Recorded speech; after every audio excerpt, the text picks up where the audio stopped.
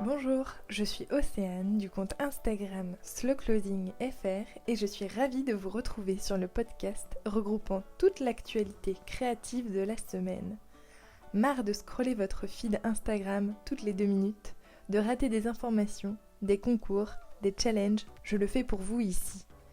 L'idée du podcast est d'avoir un condensé de l'actualité de la communauté couture et créative. Alors, que nous réserve cette semaine comme belle initiative ? Bonne écoute. Julie, du compte Instagram Ateliers Villa, vient de sortir un patron de couture. Le premier d'une longue série, on l'espère. Il s'agit d'un modèle de haut déclinable en robe. Le patron estival, Oya, n'a pas de manches. On peut dégager les épaules avec des liens qui tombent sur les bras. Le décolleté est très élégant. La jupe est assez longue, longueur midi environ, et virevolte. Le patron est disponible directement sur le site Ateliers Villa au prix de 9,90€. Maintenant que vous avez une idée du modèle, demandons directement à Julie d'où lui vient l'inspiration du patron. Bonjour et merci Océane de me recevoir pour ce petit épisode de podcast. C'est super de pouvoir répondre à quelques-unes de tes questions. Donc pour commencer, mon inspiration pour ce premier patron, c'était assez simple en fait. J'ai essayé de me mettre dans la peau, en tout cas dans l'esprit de l'été. On était alors en mars quand je l'ai imaginé. Et j'avais envie de vacances, de soleil, de légèreté. Et j'ai toujours un petit peu cette envie de pouvoir mixer les patrons et surtout d'avoir des patrons qui soient modulables. Et en fait, c'est pour ça que j'ai créé du coup ce lien au niveau des épaules. Je voulais vraiment pouvoir faire varier en fait la largeur des épaules. Je sais que je suis très sensible au soleil en été. Et je dois pas être la seule.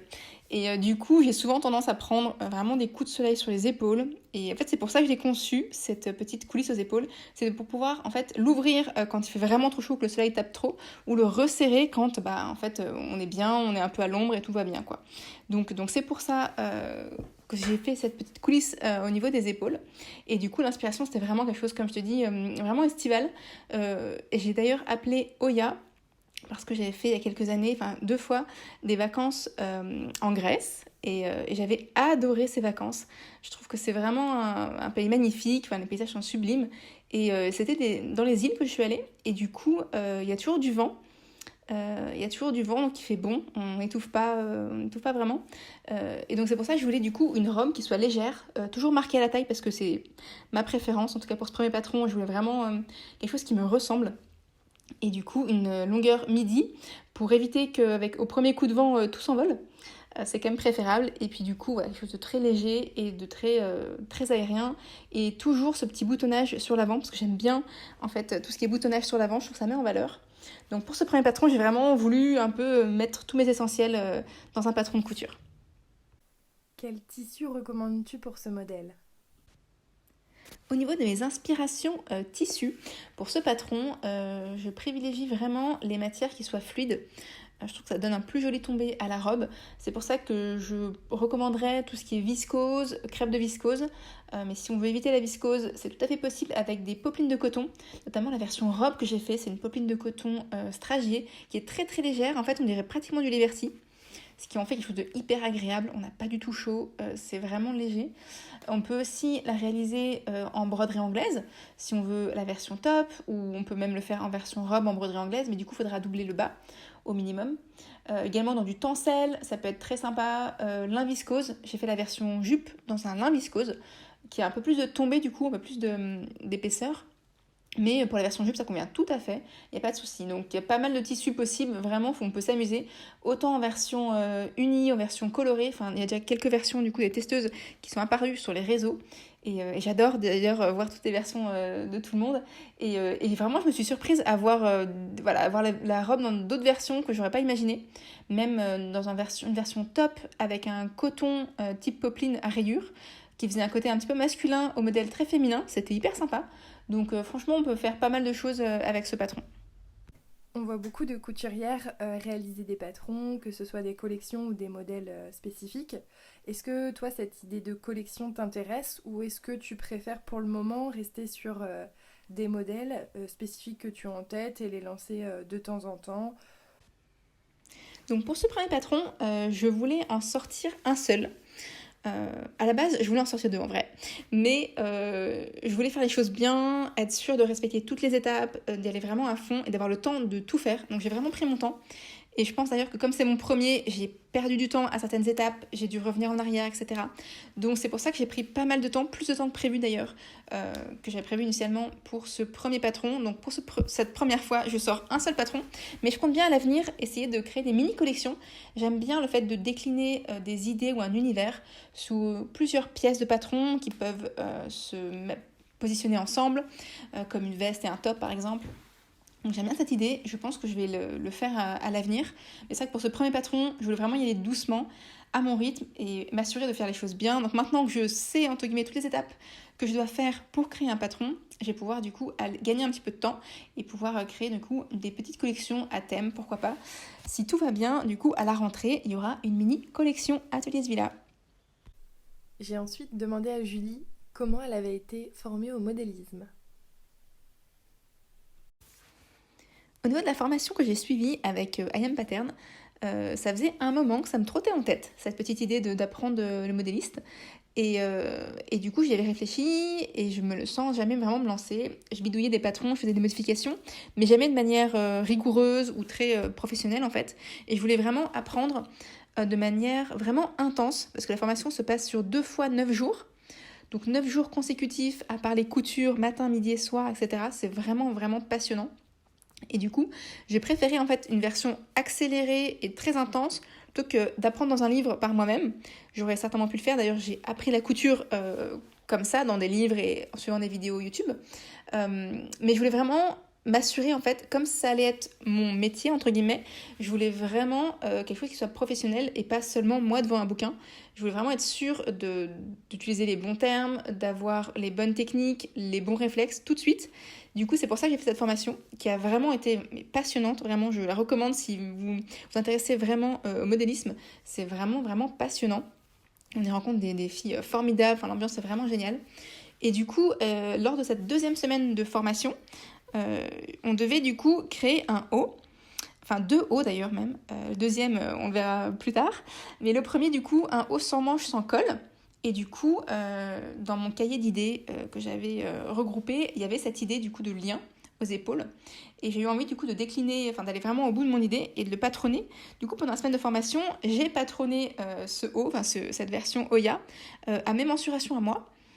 Pour qu'il soit vraiment sur mesure, c'est le principe du cours. Et du coup, quand je suis revenue de cette formation, que je suis rentrée à la maison, j'ai commencé à me mettre à bosser du coup sur le patron. J'ai tout recommencé de zéro à partir d'une base et de mensuration fixe suivant un tableau des tailles. Parce que du coup, comme tout le monde, je suis sur plusieurs tailles sur mon tableau, sur mon propre tableau de taille d'ailleurs. Mais c'est normal, on n'est pas, on n'est pas fixé. Et du coup, j'ai dû tout recréer en fait à partir des mensurations de mes tailles de base du tableau que je souhaitais développer. Et c'est pour ça que du coup, effectivement, je l'ai créé en mars lors de ma 2e semaine de formation.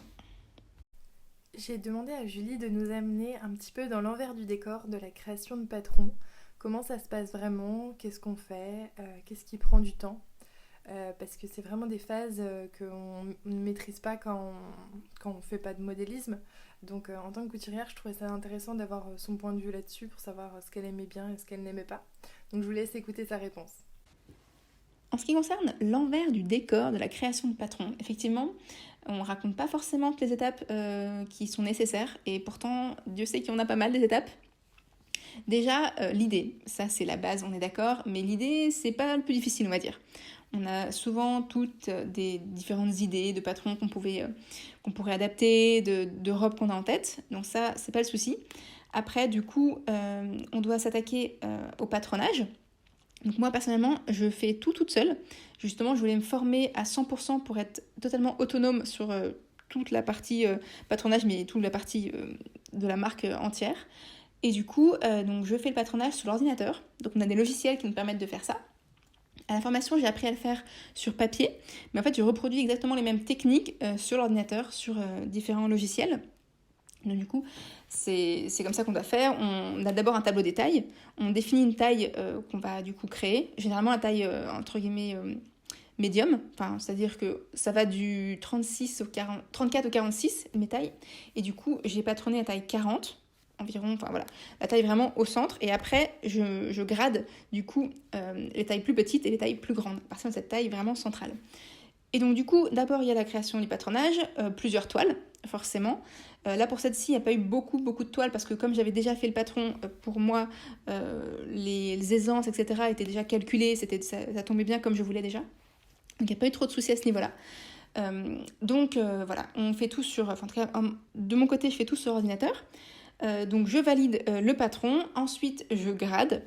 Pareil, je me suis également formée, j'ai pris une formation auprès de l'Institut français du textile et de l'habillement pour être vraiment des connaissances assez précises à ce niveau-là. Je ne voulais pas faire les choses à moitié. Donc voilà, on s'occupe donc du coup de la gradation. Ensuite, on va créer le fichier où on assemble toutes les tailles qu'on superpose, comme quand on achète un patron, du coup toutes les tailles sont superposées. Donc ça prend pas mal de temps. En fait, ce qui est drôle, c'est que quand on crée un patron, on passe beaucoup plus de temps derrière son ordinateur plutôt que derrière sa machine à coudre. Clairement, je crois que j'ai jamais aussi peu cousu que depuis que je commence à faire des patrons. C'est un peu le comble, mais on est obligé de passer par là. Donc si on veut grader, si on veut vraiment être précis dans les repères, les détails, etc. Donc ça, c'était une phase importante, m'assurer que tout allait bien. Ensuite, il est nécessaire en fait de créer la gamme de montage. Donc j'ai voulu avec beaucoup de petits schémas pour être vraiment le plus clair possible, le plus précis possible. Donc ça prend aussi pas mal de temps. Pareil, tous les schémas, je les fais sur l'ordinateur. Donc un par un, chaque étape, j'essaie vraiment de l'illustrer pour être vraiment très clair et adapté aux quasi débutantes en fait qui veulent se lancer. Parce que moi, quand j'ai commencé à coudre, donc il y a peut-être à peu près 6 ans, je trouvais que les patrons de couture indépendants n'étaient pas si bien que ça expliqués. J'ai quelques marques en tête où vraiment il y a très peu de schémas qui sont pas très précis, quelques lignes de texte et un peu on se débrouille quoi. Et c'est vraiment ce que je voulais pas en fait. Je voulais vraiment qu'on puisse, même si on flash sur le modèle et qu'on est débutante, le modèle est vraiment expliqué pour qu'on puisse y arriver sans souci. Donc ça c'est important pour moi, pour pouvoir vraiment démocratiser la couture. Donc ça prend beaucoup de temps de créer ce livret explicatif. Ensuite, c'est la phase de test qui se passe. Donc, parce que je voulais envoyer en fait un livret explicatif à mes testeuses. Je sais que ça se fait pas forcément toujours. Personnellement, j'ai testé des patrons, pas mal de patrons d'ailleurs, où il n'y avait pas forcément de gamme de montage. Et je trouvais ça un peu moins sympa pour les testeuses, on va dire. Donc j'ai voulu être sympa, c'est pour ça que j'ai d'abord créé tout ce qui était gamme de montage. Et ensuite, j'ai envoyé aux testeuses. Je leur ai laissé à peu près un mois, je crois. 3 semaines, un mois. Pour du coup me donner leur ressenti. Et quelques jours après, j'ai déjà eu des super retours vraiment positifs. J'ai vraiment à peine modifié le patron, vraiment des micro-détails, surtout au niveau d'explication, pour vraiment, encore une fois, être le plus précis possible et le plus adapté à toutes les couturières. Donc ça, c'était important. Donc la phase de test s'est bien passée. Et ensuite, tout ce qui est photo du modèle. Donc on a pris 2 jours de petit week-end avec mon chéri pour faire les photos. Donc c'était assez sympa. D'ailleurs, avant de faire les photos, j'oubliais, mais il faut bien sûr coudre notre modèle dans des tissus définitifs. Donc pour ça, j'ai fait appel à Strager, qui je trouve a de super tissus dans beaucoup de gammes, vraiment sympa et toujours de très très bonne qualité. Donc ils m'ont proposé de pouvoir faire ça avec eux, donc c'était génial. Donc je me suis éclatée à faire 4 versions, comme le patron se déclinait en 4 versions, dans 4 tissus Strager assez différents, pour donner vraiment une idée de tout ce qu'on pouvait faire avec ce patron. Donc je les ai cousus ces 4 versions et ensuite du coup les photos qui sont forcément importantes parce que c'est ce que les personnes voient tout de suite de notre patron, qui vont les faire craquer ou pas. Donc du coup j'ai voulu quelque chose de très naturel et très ressemblant en fait aux photos du blog que je fais depuis des années. Je voulais pas me transformer en tant que marque de patron, c'est la continuité en fait de tout ce que je fais depuis des années.